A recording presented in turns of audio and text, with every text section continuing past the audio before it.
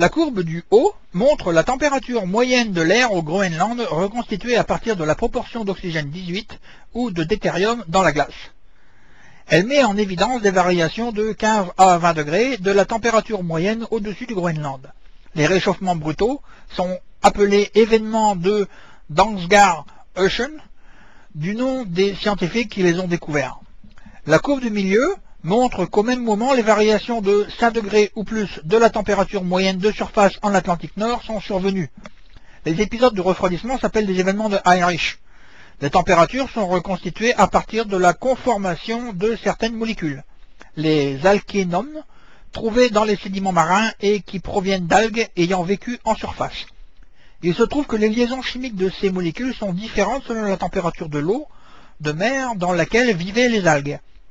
L'analyse de ces liaisons permet donc de reconstruire la température de surface de l'eau dans le passé. La troisième courbe, partant du haut, montre que la plupart de ces variations de température sont concomitantes d'une accumulation sur le fond de l'océan de sédiments détritiques glaciaires, lesquels viennent des continents. Ces sédiments détritiques glaciaires sont des petits cailloux qui se sont incrustés sous la glacier du Groenland ou des Laurentides, une énorme calotte glaciaire qui reposait sur ce qui est maintenant le Canada, et qui sont restés collés au moment où les extrémités de ces glaciers ont expulsé des icebergs vers l'océan. Ces petits cailloux sont ensuite retombés sur le fond de l'océan au fur et à mesure que les icebergs fondaient. En dehors des débâcles glaciaires, la quantité d'icebergs expulsés est moindre, et donc cette espèce de sédiment se décompose en moins grande quantité sur le fond marin. La courbe du bas de l'ensemble ci-dessus montre que la ventilation, c'est-à-dire l'apport d'oxygène de l'océan Atlantique profond aux époques de ces débâcles a fortement diminué.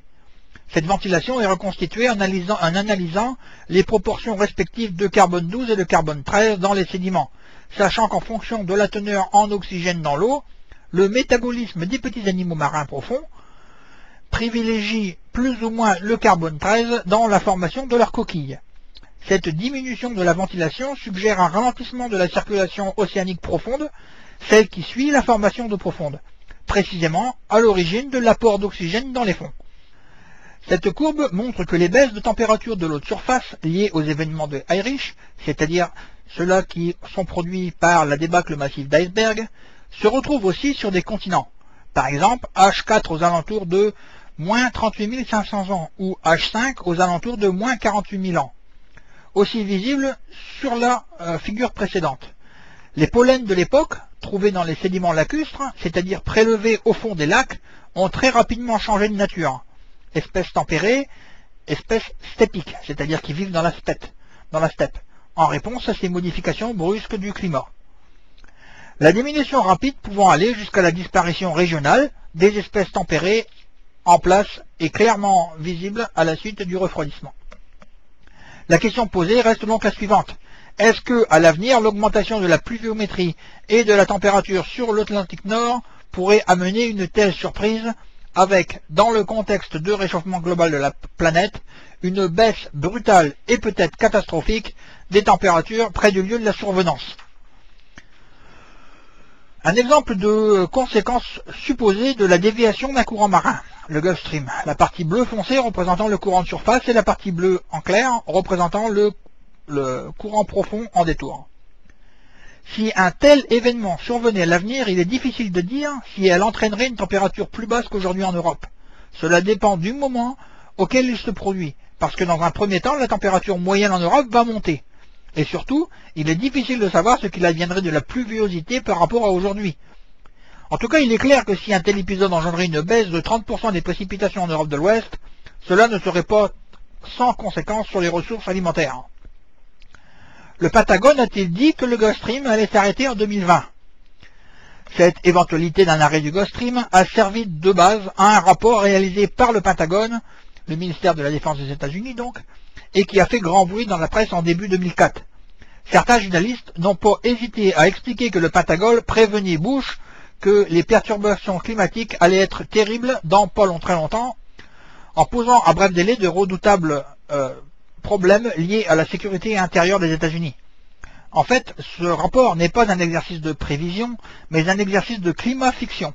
Il décrit des enchaînements qui pourraient se produire si un tel arrêt de circulation thermo-haline se produisait dès 2020.